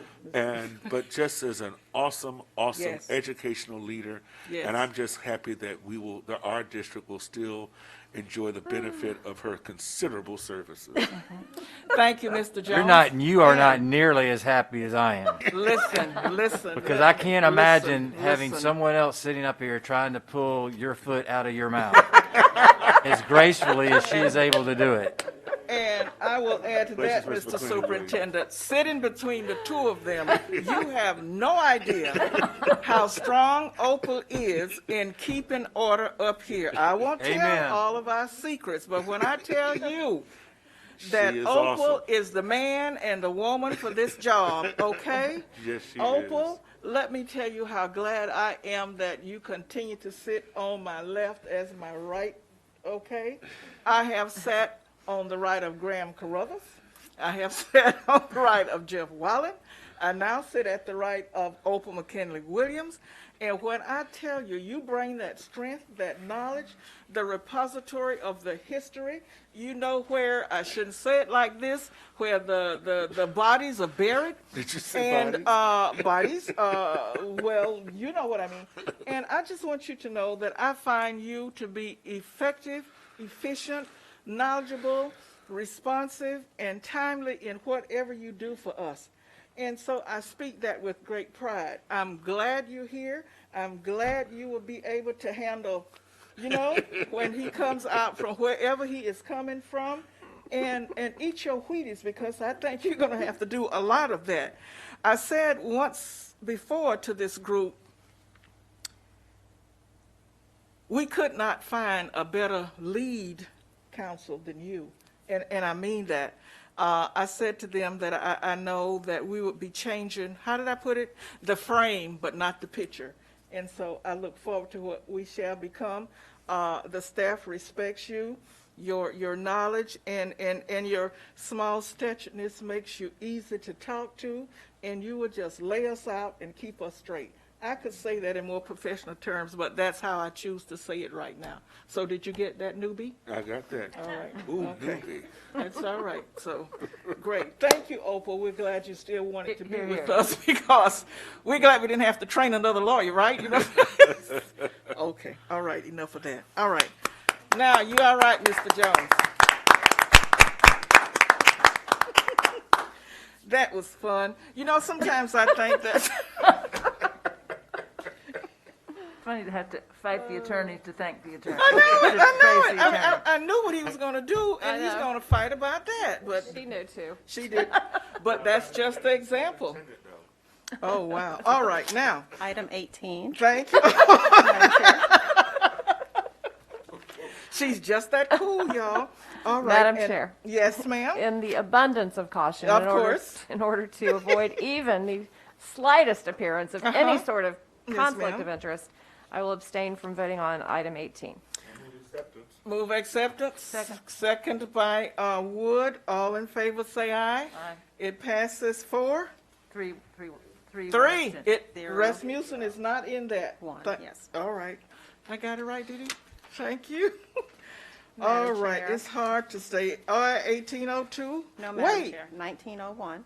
1901. I Madam need to Chair, back up. Could I just say please. one thing about something we just, I got to go back, madam. Would you allow me to back up Yes, first? yes, Please, okay. please. I need to thank you all for, okay, now I got to get it together. Voting to approve the renaming of the media center at Sealy Elementary School. And I can do this. I really can do this.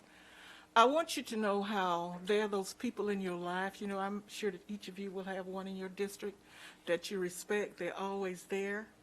Lanita Joe was that kind of person for us at the Sealy Elementary School.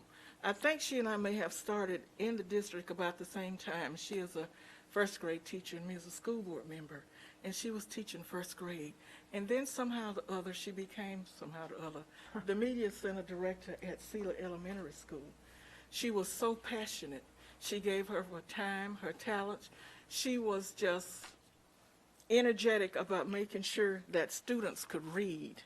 She had the kind of concern for all of that community that caused those teachers, that staff in that community. If Miss Joe was doing it, they wanted to be a plan, be a part of it. Let me give you an example under another superintendent. The notice came to us that a school was going to have a sleep-in, a sleepover for the elementary children. Well, of course, that was Sealy Elementary School. Miss Joe had invited all of these little boys and girls who looked like me there. They spent the night in the center. They fed them dinner that night. She read them stories, bedtime stories. She put them to bed in the morning. She got up and she made pancakes for them, okay? The parents and the students were all just so pleased with this. Then she said, if you students will read this number of books, I will make sure that your principal will kiss a seal, okay? Well, don't you know that those kids read the number of books she had said and even that beyond? So Miss Demetrius Clemens and Miss Lanita Joe had to go to Orlando to Disney World to find a seal for her to kiss. She did it. Now, that might be one of those kinds of examples. Well, why would you use that? You've got to think outside of the box sometimes to reach these children and these parents. And if I were to try to even list the organizations that she was involved in and the way she donated her time and her talent, you would be here until at least 9 o'clock. I'm not going to do that. I do need to say this. I think that many of us, it would do us well to emulate the kind of life she lived. She's the kind of woman that I would like my daughters to find some way to emulate. Can you feel how special that is? Mm-hmm. I'm pretty good, you know what I'm saying? But Lanita Joe was that woman of that kind of character that people just wanted to be around, and she was good. She was a woman of means. She didn't have to do all of these things. She could have been traveling, and even just before she became ill, there was that opportunity. She still came to that school. She still volunteered. So I just need to thank you all for doing that. And though her name is going to be etched wherever it will be on that building, the respect and love for her will be in our hearts always. Demetrius Clemens and the outstanding faculty and staff there at Sealy. And thank you, Colonel Joe, for allowing your wife to be a part of us. And I hope that the kind of history that we write about and we keep, this will be in it somewhere of Lanita Joe. Did you realize, I'm almost done, before we were on television, GD, I know I'm being long-winded, but I won't get another chance to talk about my friend. You know what I'm saying to y'all? There was a reading group that she started in this building. It was before we were doing TV, Daryl, okay? She had her own little TV show, that's what we call it, in a corner of this building. She had a rocking chair, she had mats, she brought kids in, and she read to those kids. Do you remember that, Rocky? You may have been in high school, I don't know. But my point is, when you find people like that who can think outside of the box, and I don't know that she was really paid for that, Roseanne, I really don't. That was back in the Montfort days, so if you're listening, Montfort, you're just listening. I'm just saying, when you find people who want to give of themselves just because it's the right thing to do, we need to sing their praises. So what I want to do for each of you is to give you your flowers right now, while you can hear me say what I say to you, how important we are to each other, okay? Because there will be a time when we won't hear it. Okay, I'm going to get it together, but I think you know where I'm going with this. So I hope in your life you have a Lanita Joe. Okay, thank you. Now, We have where am I supposed to go? a picture of her up there as well, I believe. Oh, I didn't know that. Who did that? Michelle. She was a lady, y'all. I mean, she was just good people. Thank you. And I did not tell Michelle I was going to do this. You There are know? a couple So- real nice pictures of her up there. Oh, wow. Thank you. Did I do all right, Opal? They're going to Good really job. talk about me No, on they it. I don't care. Let them talk, you know. Let them talk if they want to. Okay. All right. Where am I? Okay, I Opal? wanted to say one thing about. Yes, I'm sorry. Not nearly as eloquently, because that was just lovely, and I'm so glad you stopped and spoke of your friend and our friend, because she helped Leon County Schools. So Mhm. thank you for raising her name up. She was. As Thank you, we Daryl. dedicate the Sealy Media Center to her. Yes. So that's important. It's also important, in 1807, we recognized and appreciated Ram Construction for their $7,650 donation to build a food pantry at Fairview Middle School. Yes. And so I just want to do a little shout out to Ram Construction Company. It's so nice when our community partners stand up and do something for our children and our schools gratis. And so just wanted to thank Ram Construction Company for doing that. Okay. Good. Fairview Middle School. All right. Where am I, Opal? Am I on 1901? Yes, ma'am, and there's a public hearing that you need to open and then close. Okay. We will open the public hearing. I don't believe there are any speakers, Madam Chair. We will close the public hearing. Thank you, Madam Chair. Good. And so now we're back on, No one. where are we now? 1901, you need a motion, a second. I need a motion and a second. Moved by Wood, second by Jones. All in favor, say aye. Aye. It passes unanimously. We're now down to 19.2, DA, with Danny Albritton coming to the podium. Madam Chair. Yes, Ms. As Rasmussen. Mr. Albritton approaches the podium, I once again need to abstain just to avoid the appearance Yes. of any kind of conflict with my employer and our member, Allstate. That's right. Ms. Coffey, Rasmussen abstains. Mr. Jones, were you about to say something? He was about to She move moves acceptance, I acceptance. second. It's been moved in second. All in favor, say aye. Aye. It passes. Thank you. We are now at 1903, which was pulled. We are now at 1904, reject all RFP number, school guardian services. Mr. Honkier? Move approval. It's been moved and approved. Moved by Rasmussen, second by Jones. All in favor, say aye. Aye. It passes unanimously. You see the information items, reports from board liaisons. Seeing or hearing none. Wait, I think we skipped Did 20. I skip something? You know when I get on the roll. Item 20. Information item. Information items? Y'all have some information items? May I ask a question real quick? Yes, ma'am. Well, I need to point out a couple things. Two of the dates that are being proposed for the trim calendar, I've already told our CFO, I unfortunately have to be out of town, which means there needs to be a quorum of at least 3 members, and that would be July 22nd and July 27th. I'm out of the state that week, and I'm wondering if, given that we are adding a meeting in the month of September, if we could combine the September 7th with a typical agenda, so we don't have to have 3 different meetings in September, but that's. Oh. I would like to do that.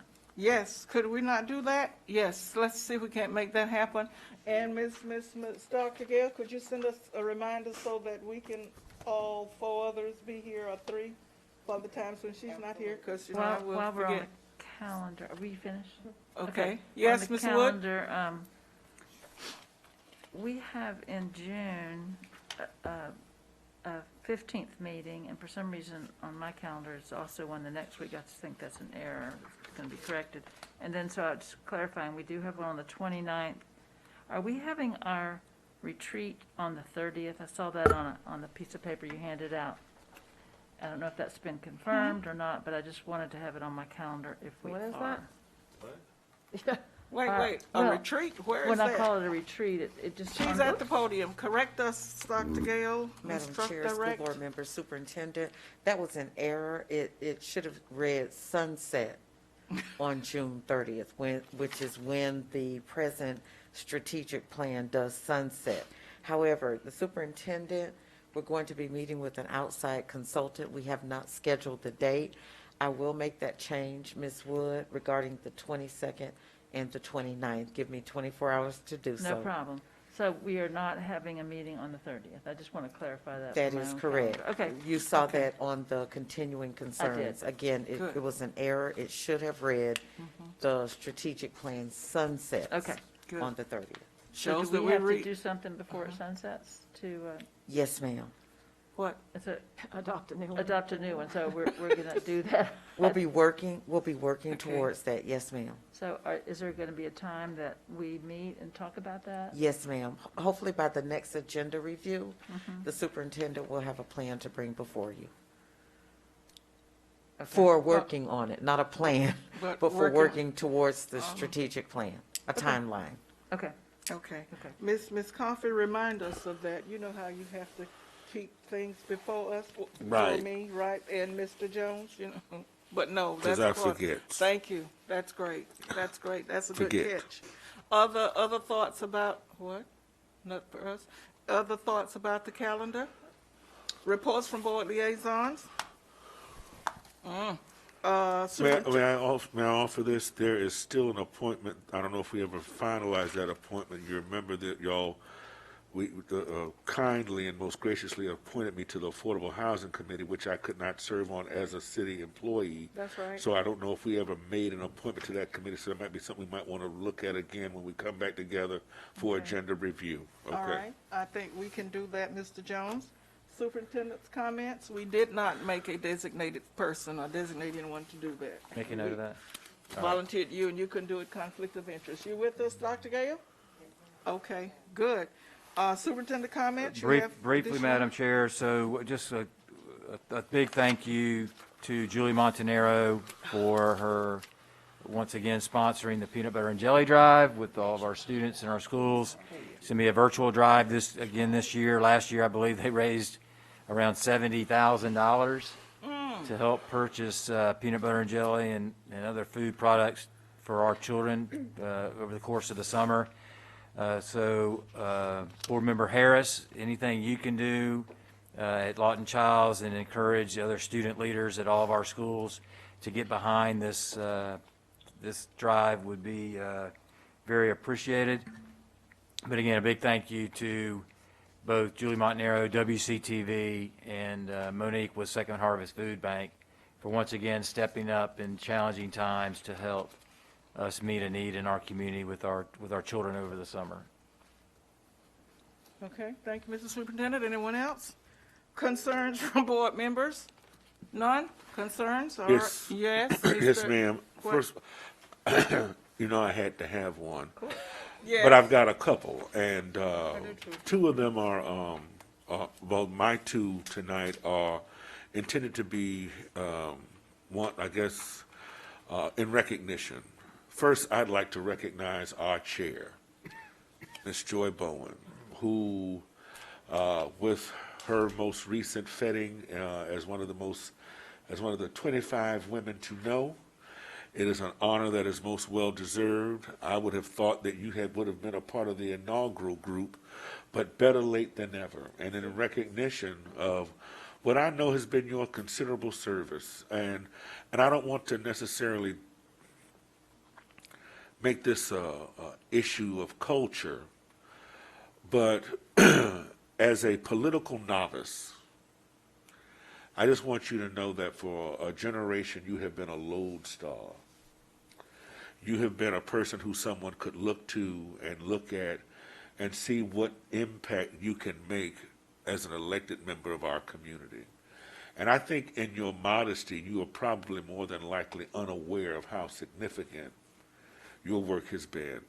And then if I might also add another layer to it, although I was at Florida A&M University, I know that a great number, a generation in fact, of first-time in-college students who found themselves at Florida State University refer to you as mother, like I refer to you mother on this dais. And I just want you to know that it's no ordinary, this is, although the group and the list has waxed on and gotten longer over the years, I just want you to know that there is a rightful place for you there. Because for a generation, for generations of young people who went to Florida State, and for the generations now of your service on this school board, you have always been to us a woman to know. So congratulations on that honor, and congratulations on being in the newspaper today. Golden picture. Okay. Thank you. And I also wanted to take time, you'll recall last month I had started a profile of my female predecessors during Women's History Month. And I had to leave the last meeting in a rush, and I did not get an opportunity to acknowledge my predecessor, the Honorable Maggie Lewis Butler. What I thought was most significant about Miss Maggie Lewis Butler is for the folks in District 3, particularly for the district that I now serve in. She had been a fantastic advocate because as a former teacher who started her career in this district at the former Lincoln High School as a science teacher, teaching a subject area that is not always the most popular, science and math, yet there are generations. Have you ever, let me tell you something funny, on the campaign trail, everyone would come and bring their kids to see Mrs. Maggie Lewis. Baby, this was my science teacher at Bellevue. And I thought that that type of rapport, that type of connection that she was able to make with young people, and that it would last for a generation. So she served them not only as a teacher, but then as their principal advocate as a member of the Leon County School Board. Hers has been a legacy that I gladly embrace, as I often say publicly. If I've seen further, it's because I stand squarely on the shoulders of giants. And Miss Maggie Lewis Butler, the former school board member for District 3, a distinguished. Y'all are so wow!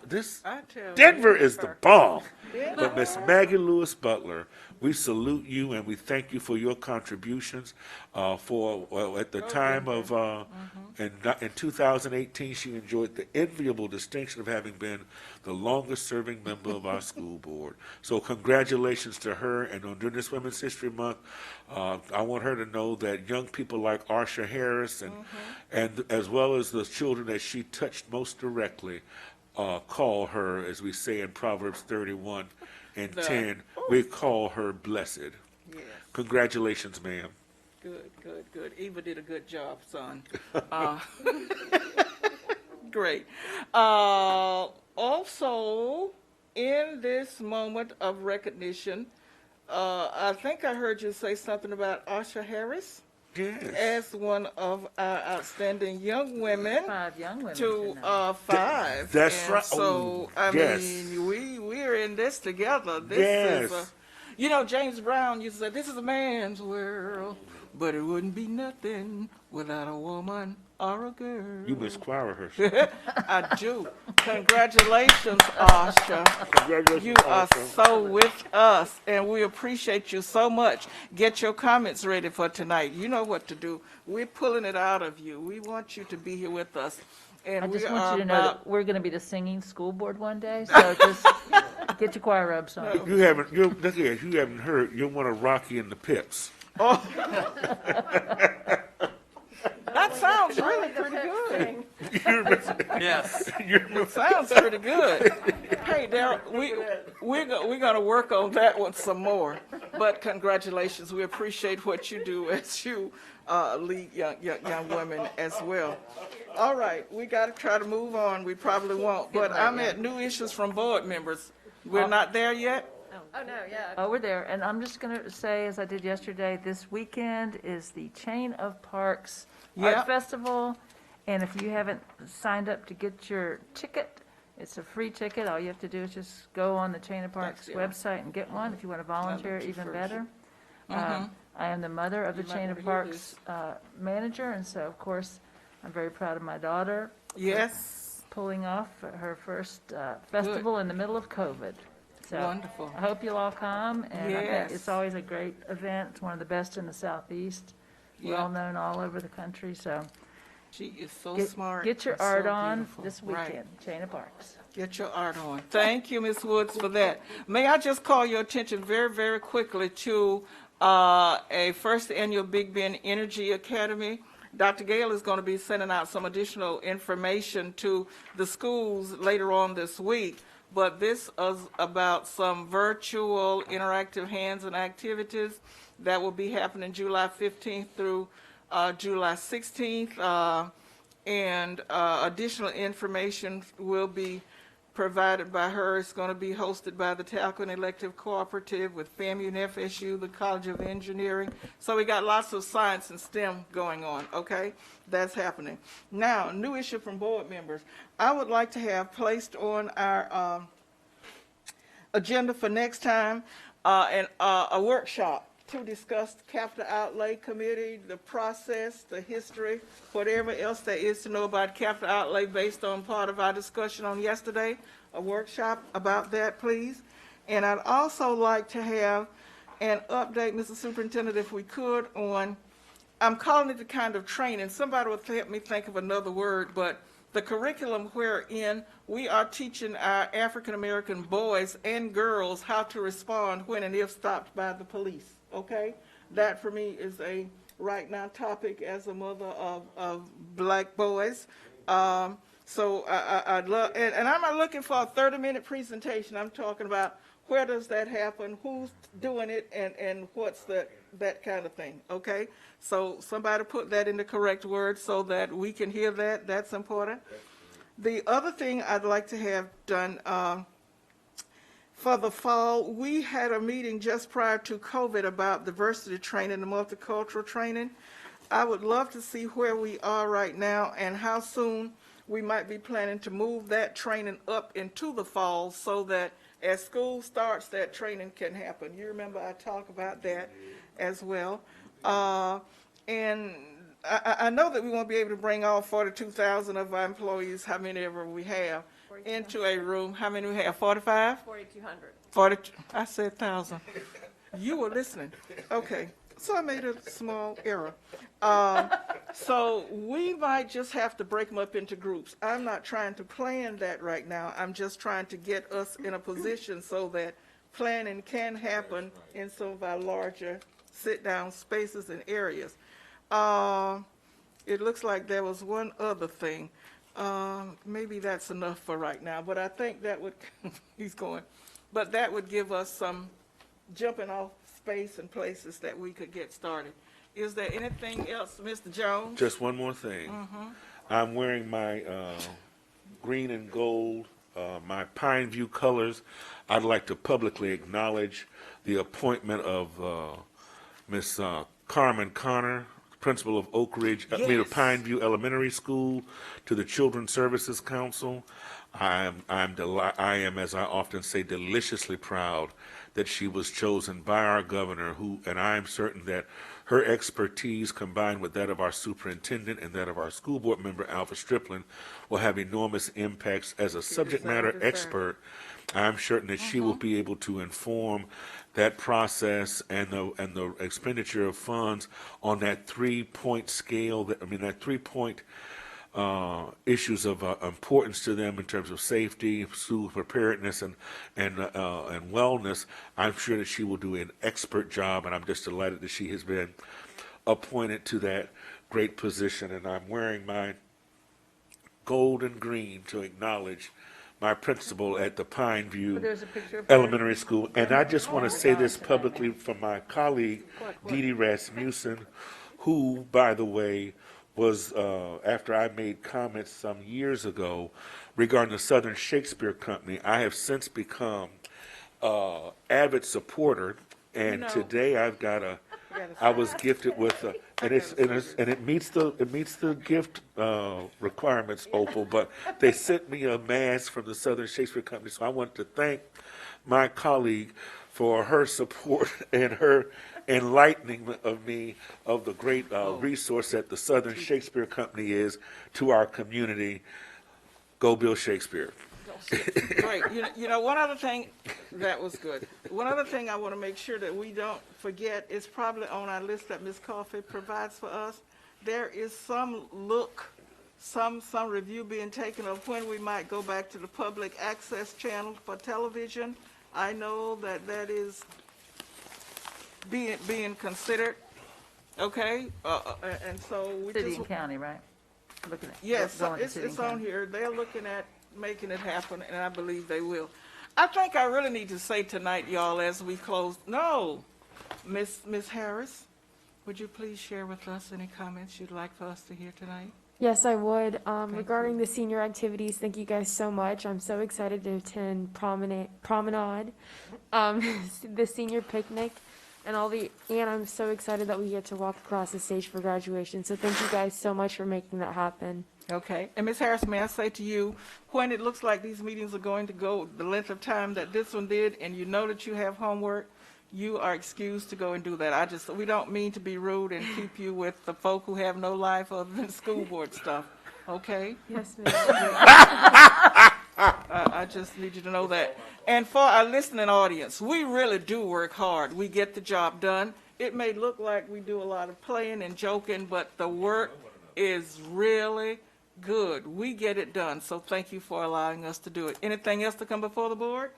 Alva Strickland, we miss you tonight. Travel safely. We are adjourned.